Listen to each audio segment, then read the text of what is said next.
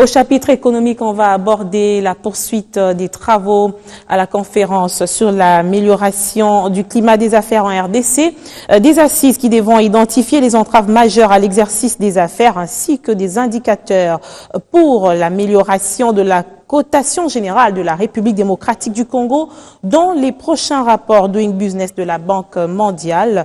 Au deuxième jour des travaux, les acteurs des petites et moyennes entreprises qui prennent part à ces assises disent attendre des résolutions fermes pour booster les affaires en République démocratique du Congo.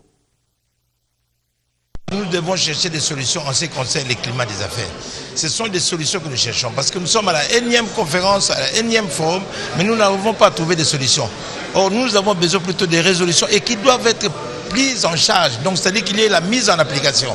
Tout le monde sait que pour le climat des affaires, pour que les choses avancent, nous devons respecter les critères comme ça se fait dans d'autres cieux, dans d'autres pays.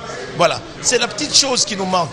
Je l'ai dit tout à l'heure, vous avez suivi lors de la conférence, malheureusement nous sommes liés un peu à la culture chez nous. Nous devons faire des choses par rapport à la catégorie, donc c'est à notre pays. Si nous suivons cela, je pense que nous pouvons trouver des solutions. On va mettre le plaidoyer, c'est-à-dire que nous devons travailler en sorte que les petites et moyennes entreprises puissent être soutenues et qu'on puisse leur alléger la tâche dans leur fonctionnement. Parce que notre mission, c'est la protection des PME, entre autres. Protection, encadrement et identification des PME. Alors, notre rôle ici, c'est de faire le plaidoyer parce que les PME se plaignent du fait qu'elles sont surtaxées.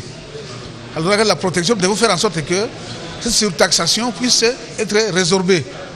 Voilà, je ne sais pas si on peut faire mieux que ça dans un cadre comme celui-ci. Tout ce qu'on a parlé se regroupe à une seule chose,